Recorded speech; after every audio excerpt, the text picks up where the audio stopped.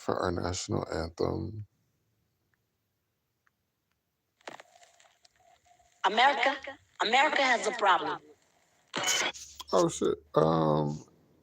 So last night I went and saw the film, and before the film started, they had a stand for the national anthem. America, America has a problem. And it was cool. I was like, I'm not sure because I don't really like national anthems, but since it's the new one, I guess we could do it. So I stood up. What did did I say I went and saw the film last night twice? I was not expecting to do it twice, but I was like, let me do something that makes me happy. And this old lady makes me happy.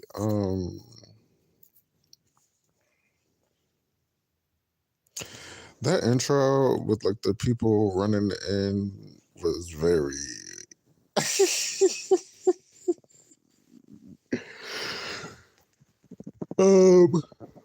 very jarring. Very scary. Like I was scared watching it. I'm like, I couldn't even imagine being there. But that was clearly the European shows. So, anyways, it was like a stampede, like of these people running through. And then it got funnier when you get to America with the black people talking.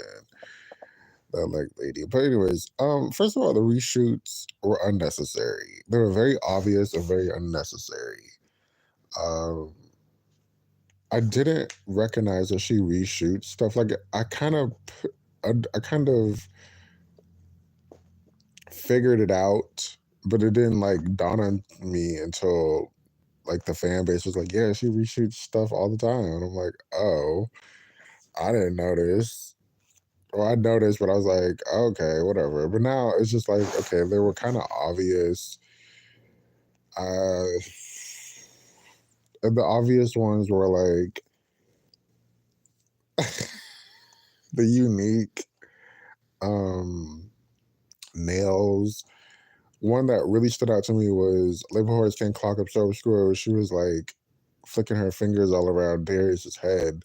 I'm like, she has never done that. Where did that come from? What show did that come from? And then like I know what outfit, like she only wore the glove in that outfit twice, and that was in Houston. And so I'm like, you never did that.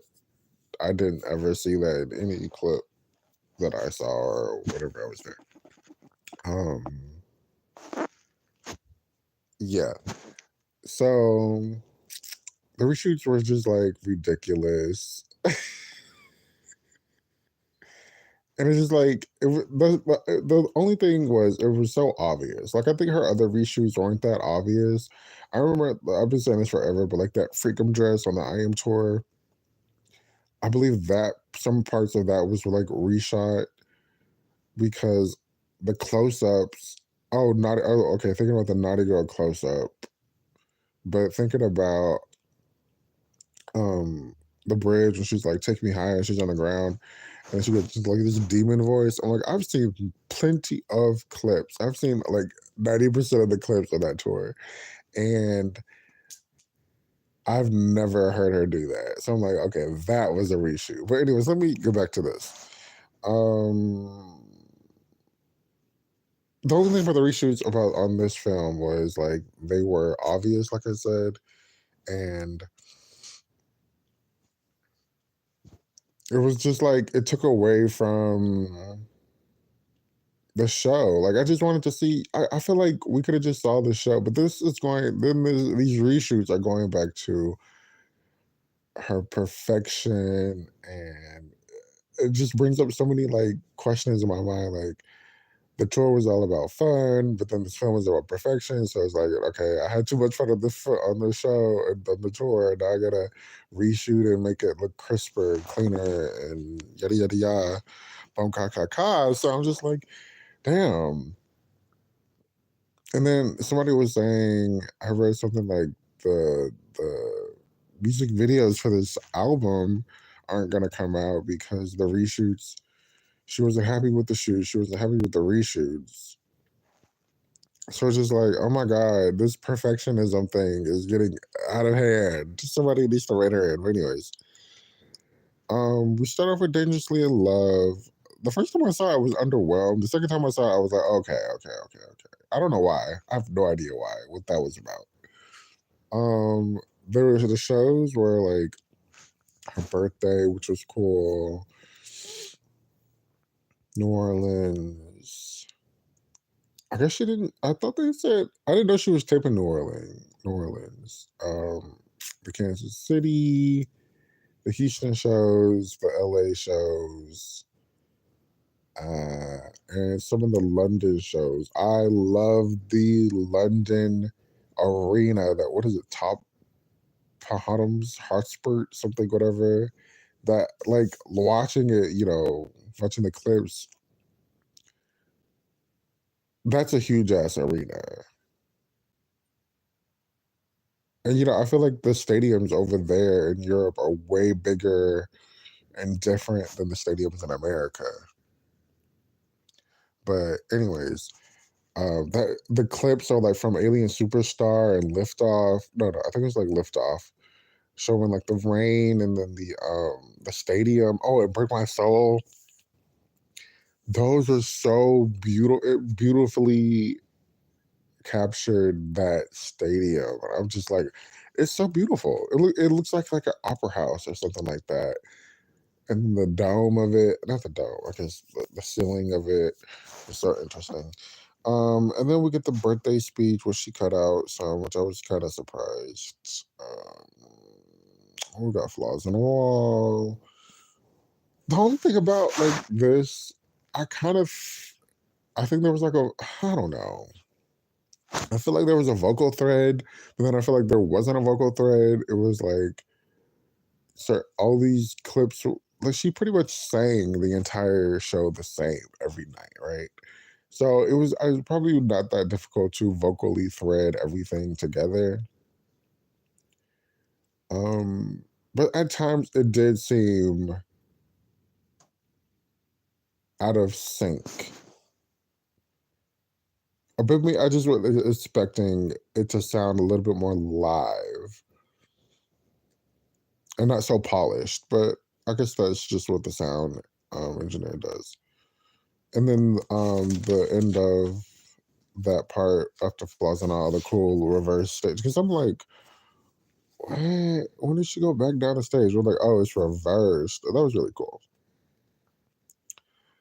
And then we get Welcome to the Renaissance. And I think I love that the storytelling in this is incredible, from like the threads of everything being put together, going from like Houston to like the motherhood to the beehive, talking about the beehive, and then we get to pure honey. I love the thread. It's incredible storytelling. But Welcome to the Renaissance, we get that incredible. I feel like I need to wake up and go find a um am I live? Okay. I feel like I need to go find what's the name? Download it and make it my ringtone, because I really do love that part. And I just want to know like what made her choose that part and energy. Like the vocals are incredible. It's very operatic. It's just it's overwhelming. It's really beautiful. It's really, really, really, really beautiful. Like her voice is very much my um um, um, her voice is very much my favorite part about her. Her voice to me is like butter. Her voice to me is like softened butter on bread. Her voice to me is pierces into my soul. Not to be too like cliche, but like literally it like for years and years now, it's just like the voice that I like love to listen to. The dynamic voice, the vocal Bible, in my opinion. She's talking about how there's like three stages and two are on the road. One is, being at the venue where she's performing. Um, they had to like build their own ceiling, which I was Okay, I kind of made sense because I'm thinking about like the Formation tour, and I guess that was just like a screen in a sense. But I'm guessing that also had to have a ceiling too. Um, yeah, you just have to. She's like you to build your own ceiling. Every piece it seemed like a puzzle piece, or you just clip everything in, which is interesting. She's talking about how there's lots of women, stage handlers. I don't think that's the correct word. Stage builders. And it's just like she talked about, like, there's planes, the trains, the food, the catering, the nurses, the lighting, the choreographers, the buses. It's just like, I'm like, oh my God, this is like a huge ass production, like a huge ass um, production. And it's just like, this is crazy. This is a lot of people doing a lot of work. Oh my gosh. Time. I was trying to like remember. It dawned on me that she said this. I think this morning, no, like late last night. She talked about time and how. Wait, let me talk about this first. Humans being a machine. I think that comes from America. I feel like America is probably one of the only countries where we work so fucking much. We work 5 days a week. We work 8 hours of the day. There's only 2 days off. By the time you blink twice, you're back at work. And then if you work like retail, certain jobs, I feel like are probably a little bit more difficult or equal to each other. Um, Retail is very difficult. I'm telling you. But she's like we work like we're machines, or humans work like we're machines, and I'm like, no, I feel like it's really an American culture that has been created that we have to work so much, and I know I'm tired of it. I don't get it. Like I really don't need to work 5 days a week. Give me four and I'm really, really good, to be honest. That's why we take our days off. Because I'm just like, I don't need to be here every damn day. Like, how exhausting. Like I really don't want to go in today. But anyways. And then she was talking about how time. I was trying to figure out what she was talking about time because I really wasn't catching it like I probably should have.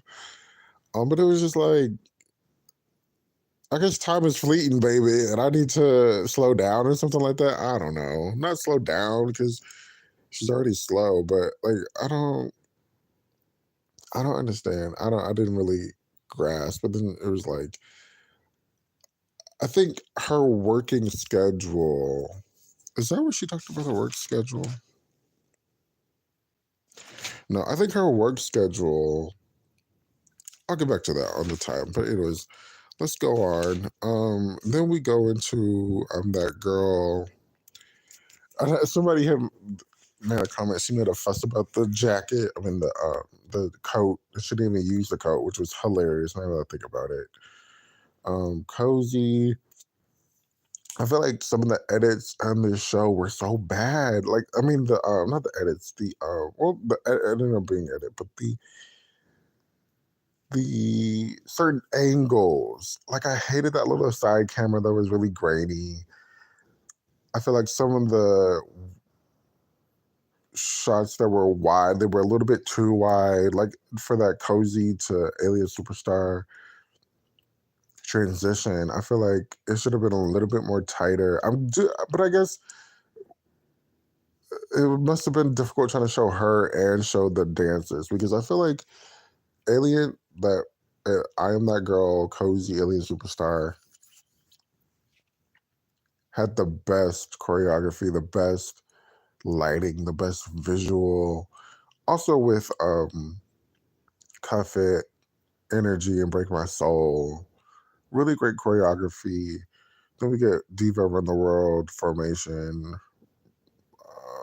the other song, My Power. Really great choreography also.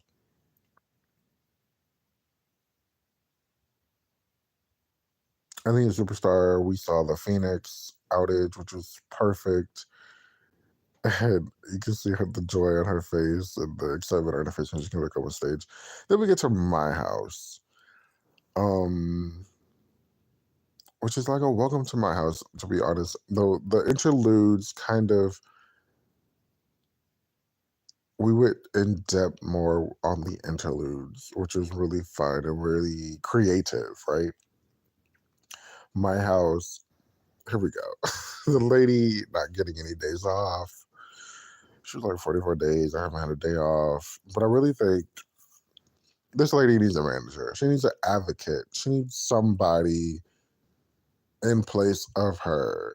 Because it just seems like it's just her running shit. And it's just like, you can't really just like, it's just this cycle, her work cycle, back to time. Her work cycle to me is off. And maybe this is just how she works, and then she just wants to like show us this is how she works. But it's like at a certain point, you gotta stop complaining. I feel like she was complaining. Like I feel like that long running cycle, running clips of her being very frustrated. The black and white, the hoodie that people found on Amazon, the hoodie over her head, saying a lot but not saying anything. And that's what I'm like, okay, could we get more of like what was frustrating? Excuse me. What was frustrating? If you're gonna give us your frustrations, like there, and then there's like there's so many clips. Like I'm thinking like they didn't like really capture a whole lot, but like there's a lot of clips. And then the clips. The funny thing is, to me, everything looks very polished, and it's just like we're polishedly looking at this lady being angry. Um, and it's just like I understand they probably were filming for this moment, but it looks very like I'm gonna put on from a city. But anyways, she needs a manager. Her work cycle is crazy.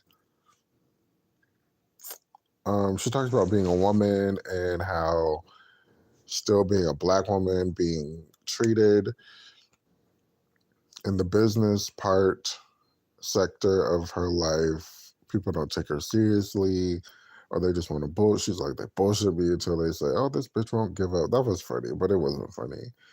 The camera lens, something or another that actually exists, but they couldn't want to find it. She's giving light cues on stage while singing, and I'm just like, how's she giving light cues on stage? Shouldn't you be off stage giving light cues?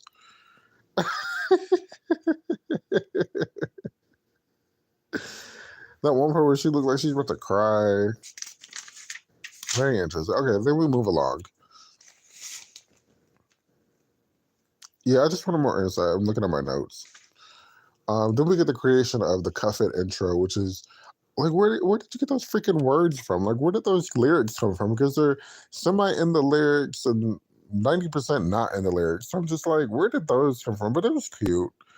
The reshoot inside of the portal, which is funny that they did that because you can't see in the portal until the portal opens after the intro is finished. So I was just like, what was the point of that? I don't know. Whatever. We get energy, break my soul. Then we get opulence, which I think which I believe is from the Paris is Burning movie, which dives into the ballroom culture, Kevin, the dolls, which is Kevin is very funny and very interesting. Him screaming, I just remembered him screaming for like 2 freaking minutes, or was it 2 minutes? But he was just like screaming, and I was just like, "Can you stop screaming?"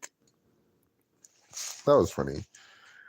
We'll get formation, which is okay. We'll get formation, diva. We're in the world. My power. And I said this when I did my like Houston review of the show. you gotta do Run the World and Diva, no matter how old they are. They are a little played out, right? But you gotta do them. And honestly, it's the best part of the film and the best part of the concert. It really is. Like the being there and then seeing it that first time, I was fucking hype. I didn't get out of my seat. Like nobody was dancing. Nobody around here. It was like two. I think it was like three of us in the first filming and the first airing screening of the show yesterday, which was like 1 o'clock, and then around 8 o'clock there was another screening, and there was like 10 more people. So nobody was dancing and shit. It was peaceful, right? But honestly, that is like really the best part of the show. And they weren't. She was saying, "I wish I could cut Diva down." But I think somebody else was saying maybe we should just cut it, and then Blue chimes in. That was so funny. And I do love that, the kids are there and maybe she does take in and respect their opinion. Especially Blue. Blue is very interesting. Blue seems very quiet, but then she also, I guess, has this fire side with like this getting on stage. I was expecting Blue to be a bit more like talkative. Like the clips we seen, she wasn't really talkative. Maybe it's the cameras or something. Maybe she's like a little shy or something. I don't know. But I was expecting like a kid. She'd be like this loud, rowdy kid, but she seemed not to be. She seemed to be a very smart young lady, a very smart kid in a sense too. It's very interesting.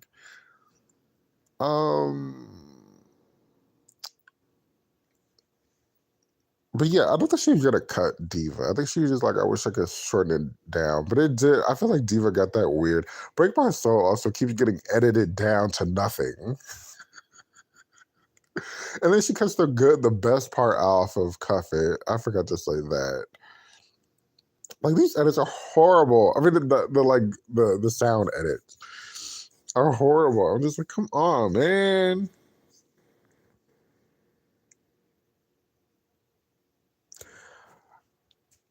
She picked the perfect costumes to show during the Diva edit, the Diva Run the World formation.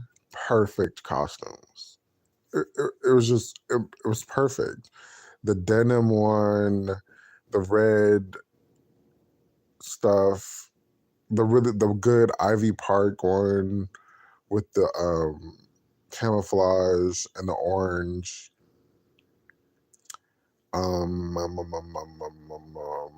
The looks, like I was very like impressed.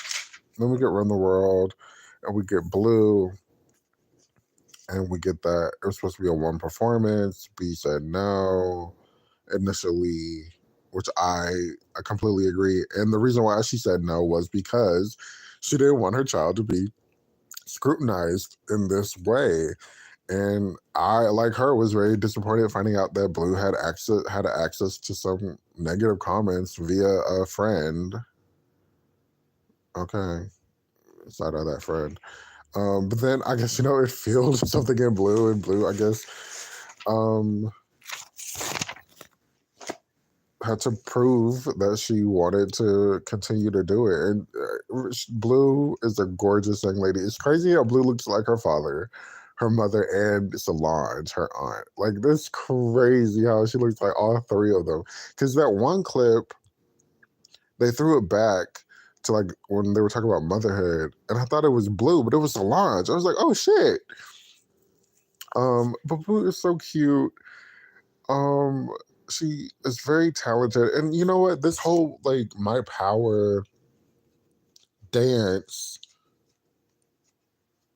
it makes sense because she was in the music video, but it also makes sense because she is a dancer. She, well, as we've seen, she, the ballet clips and the other clips, like she likes to dance. She loves to dance. So I feel like it was just a natural progression, and that My Power into what is it? Black Parade. I love it because it's different. Everybody is a singer. Everybody is, the rapper, and she's the dancer, and she's dancing. And I feel like that's a different art of a way, and a different way of expressing yourself, and a different avenue in this, business. It's not like movie directing. She's dancing. I feel, and she's a really good dancer too. I love that we had Matthew's point of view because it's just like it's completely full circle. The grandfather who started this all in a sense. Oh my gosh. Yeah, that blue segment had me crying that first airing. It's perfect. You couldn't make this up.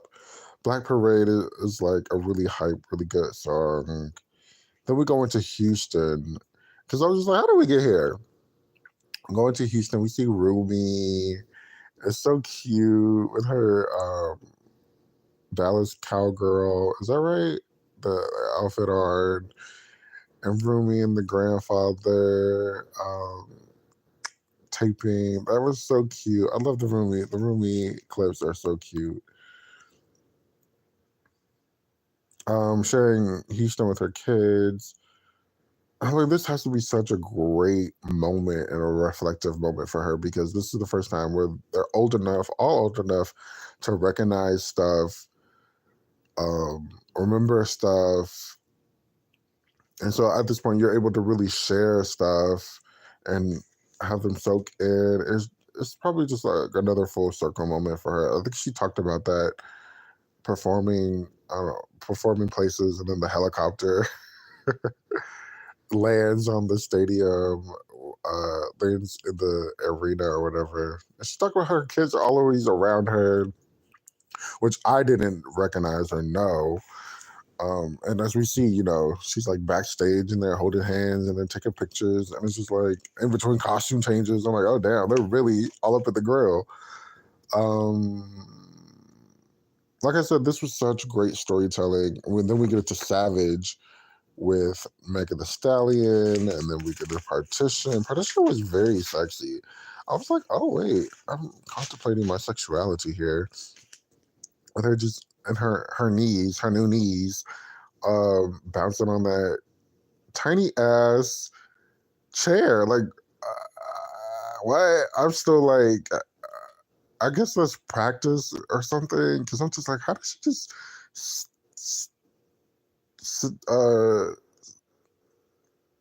bend on that slouch, whatever, on that tiny chair with the little steel pole? Like, what? Now, then we get into Church Girl just before. I kind of don't really remember a whole lot about this part except for like Crystal and the baby. I think she talked about motherhood, and after the tour, she wanted to get into a routine. But I'm like, this is like the first major solo tour since having all the kids. And so I'm like, of course, your routine is going to be different. I didn't like her telling us they were like in the south of France and they had like a little, hideout spot. Because I'm like, I'm sure they had like a home base, right, in Europe, which is a little bit more easier to move around, quicker and easier to move around. And she said they would like fly out to their home base in the south of France. I'm like, girl, you do not need to tell us the location. Just in case y'all do this again, because then the people are gonna find out. And the kids are now they're a little bit more. They have like responsibilities. Oh, she talked about she like takes them school shopping and she drops them off every day. And it's just like, how do you do that? That's very interesting. I'm not surprised, but and Miss Tina is the portal of her, the family. Um, Miss Tina's the portal, and we love Miss Tina. We love Miss Tina. We all definitely can tell what kind of mother she is and what kind of person all of the daughters are based off of Miss Tina, because Miss Tina is very protective. She's very funny. She's very motherly. Um, yeah, Miss Tina is the portal. We love Miss Tina over here. And then we get into Church Girl. Oh yeah, I think Church Girl, that segment was just like showing the different aspects, the woman, the motherhood. Oh, I think she talked about being a performer and yeah, showing the different sides of her. Give Me Body, Before I Let You Go, which is always a really good highlight. I was like not feeling it in the beginning, but I'm like, yeah, this is a good song. Then, we get the cuts from Run the World. I mean, Love on Top and Rather Die Young. We get Crazy in Love. Then we get what I call Sacrifice. Um, wow. This was probably the most shocking part, where she talks about her vocal hemorrhage when she was 9 years old, I think she said, in the studio. And I'm like, where are the labor laws? Where the hell was Matthew? She's like, she was in the studio for like, oh no, she was in the studio for like 9 hours.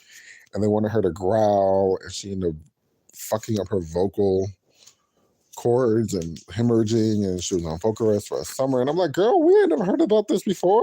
Why are you just telling us now? Because I think maybe she is talking about the growl because she's a really good growl, right? And she's like, I can do the growl. I can access the growl through that vocal hemorrhage or whatever that part of her voice that comes through. The knee. Also, great storytelling, because about an hour ago, I think during the Welcome to Renaissance part or My House part, they were showing us clips of her knee, but they weren't saying anything. So it's just like this foreshadowing, which is another great storytelling. I swear this is really great storytelling, right? Let me hurry up and get the fuck off out here. I think I'm almost done. Yeah, I'm almost done. The knee. So the knee, she didn't really specifically say what made her get this. I guess she just said it was time to get it fixed. Um, and I believe the cost, she said 15 years ago. 15 years ago would have been the I Am tour, where some stuff is not really specific. But anyways, like I feel like she says 15 years ago, but I would, as a fan, I can timestamp stuff by like tour or album or whatever. But during the I Am tour, that crashing footage, that heartbreaking footage of her being slammed into the stairs, and I thought that was on like actual like a concert, but I guess it was just during rehearsal, because I feel like they did it again during rehearsal during a concert. If you guys remember or not, I feel like they did it again. Like something happened when she was on that um swing or whatever you call it. But they crashed her into those stairs, and I guess that injured it. And it was just like, oh shit. Every time I watched it, I was like, oh shit, that's horrible. So, Jesus. But then there's like that Lose My Breath. I don't think that had to do with her knee, though. I think that was her ankle and foot. But then we see her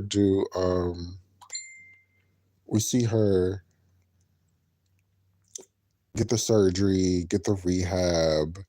They're not giving you specific time periods, but I forget it was. I guess it was around the specific time periods where she was like in crutches. We see, but we didn't see the pictures of her in the. She threw the crutches away and took the picture.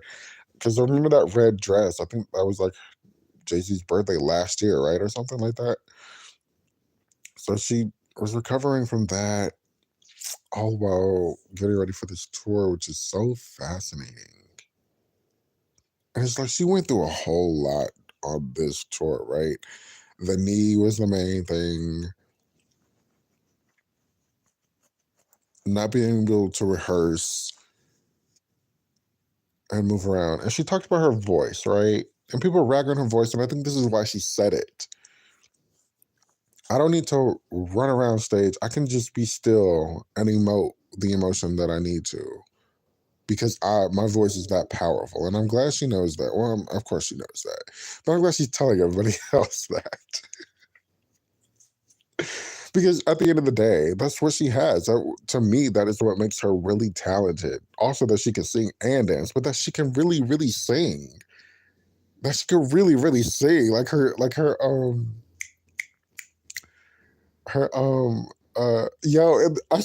remember last night they were showing that clip of her singing Home, and she's talking about the vocal injury, and they kept replaying that one clip over and over. And I was like cracking up. I was like, can they not? This is too ridiculous. But like her dance teacher was like, "Oh, this girl can really sing." Like to me, Beyonce can really, really, really, really, really sing. I love okay, let me get off her voice. I love her voice, but anyways, recovering or creating this was crazy. Her mom was like, "I don't know if she can do it. Is she gonna re-injure the knee? Trying to heal the knee."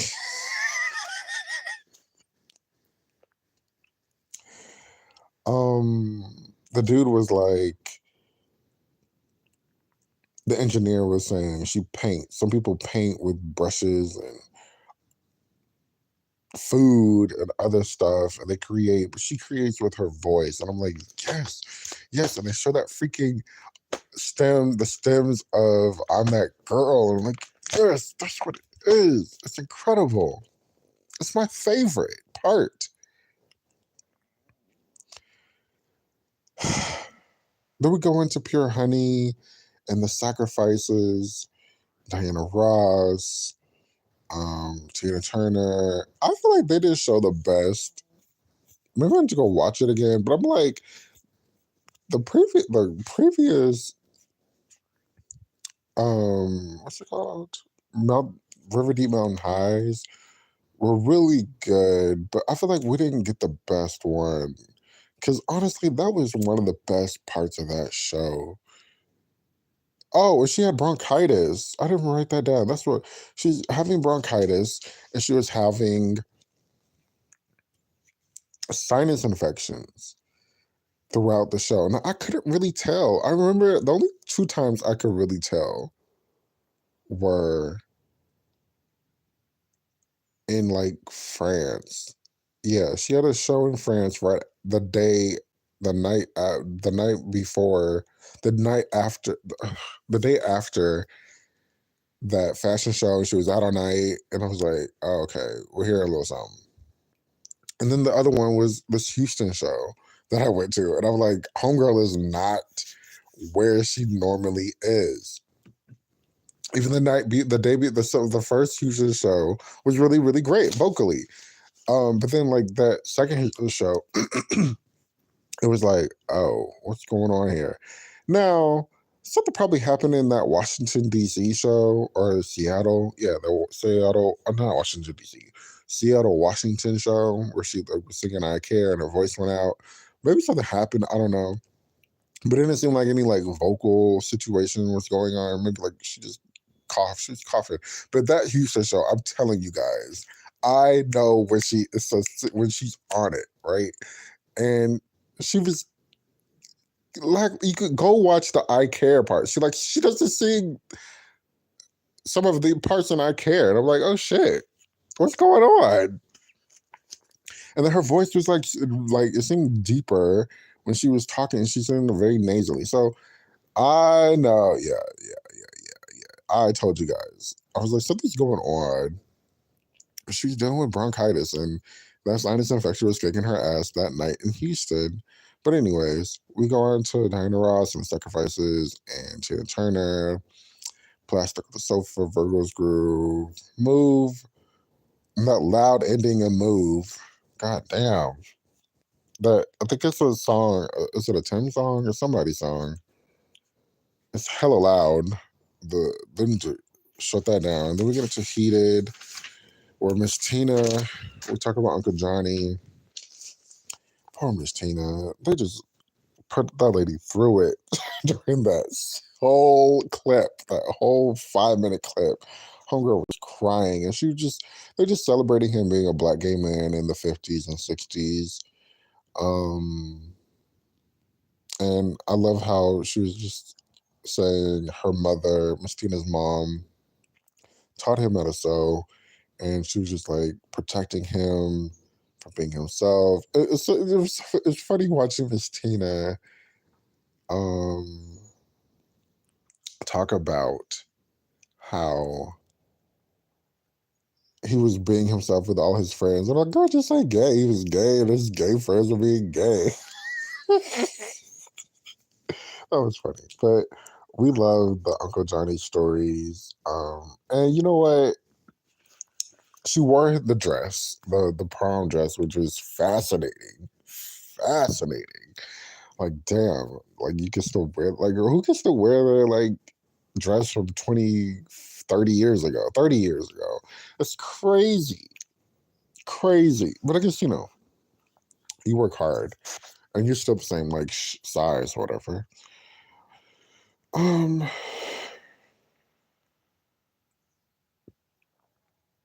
Back to that knee part. Everybody was saying she was doing Coachella on the knee. She was doing the Super Bowl on the knee. And I'm like, it probably wasn't like hurting her like it probably eventually got to her. Like, y'all are so dramatic and just make stuff up.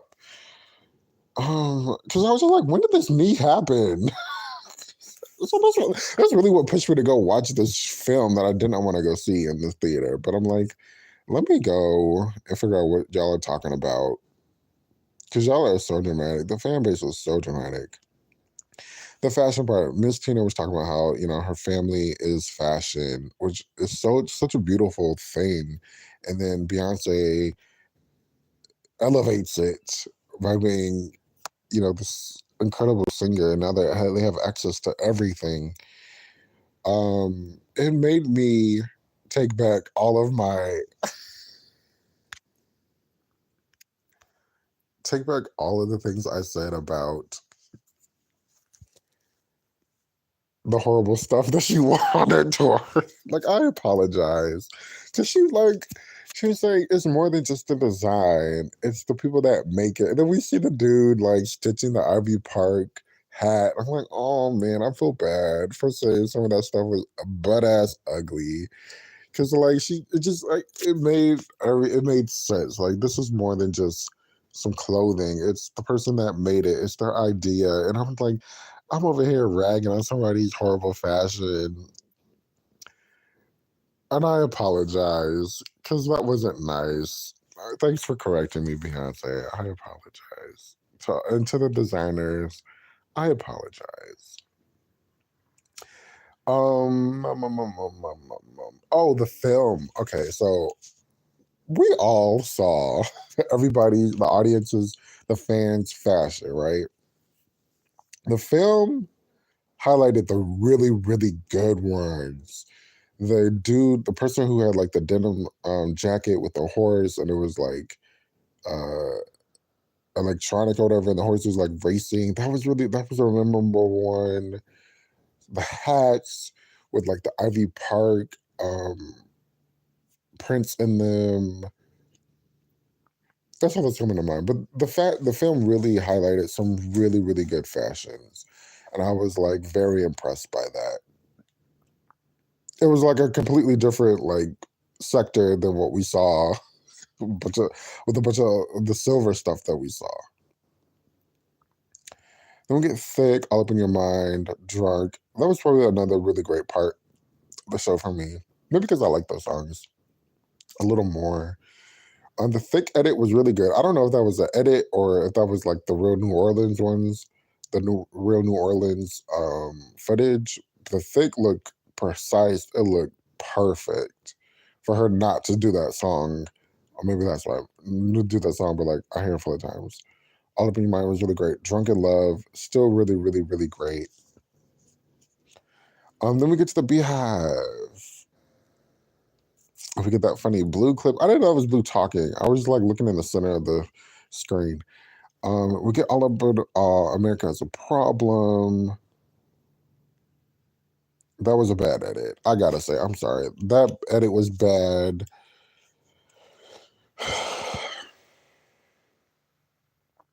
The music was really great though. The extra bass they put up, Energy, Break My Soul, America Has a Problem. Really, really fun. Summer Renaissance. We get Pure Honey. Pure Honey was fun. I thought they were going to show a little more clips of Pure Honey, like the different clips. I really wanted the Atlanta Night 2 clip of Pure Honey. Or one of them Atlanta shows where Pure Honey, she went the fuck off on Pure Honey. And I was like, oh, this is the one. Then we get Summer Renaissance and her talking about how she doesn't give a fuck anymore. And that funny clip of her, Jay-Z. And her sandwiches. Like, is that what she does to keep them? But all around, I was very entertained.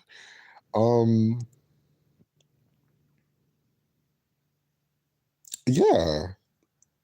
It just bothers me a little where she just keeps ragging on her work schedule. Like how even for this film, she was just like, I was in the edit bay for like 2 days, only left to take my kids to school. I was like, okay, girl, we get it. Okay. Okay. Like I think that's the thing. I think that is her thing, Even from the B-Day anthology, where they were like, we gotta I guess where it started from. We gotta do this. We did the album in we did the album in 2 weeks. I'm not gonna say allegedly. We did the album in 2 weeks. Now we got to do the videos in 2 weeks. And then, it just kept going on and on and on. Now we're doing this, edit in 2 days. So shout out to Beyonce. I would give it probably like a I guess. I don't know. I don't want to go ragging on it because there's really not much to rag on. But I was shocked. I didn't expect this. We could have used a lot more behind the footage. It was very long, but I'm not complaining like everybody else is complaining about the length of the show. Like it did say 2 hours. Like more, no, it was like more than 2 hours. And we got the big three. So that's the most important thing. Thanks for listening to the Dish Show podcast. This is my Renaissance FM Beyonce review. I thank you so much for listening. Leave your comments about what you thought about it, the different shocking or not shocking information, behind the scenes stuff. Break My Soul. The thing about Break My Soul I really love is it's so special because it doesn't have a video. There weren't any live performances. There was only these remixes throughout this entire era of the Renaissance. And so to me, Break My Soul is always so special because it is the first single. It went #1. And it's a really, really great song. Yeah. I don't know why I said that. I think this is the ending of my talking about the Renaissance situation. Can we all stand for our last national anthem? America has a problem.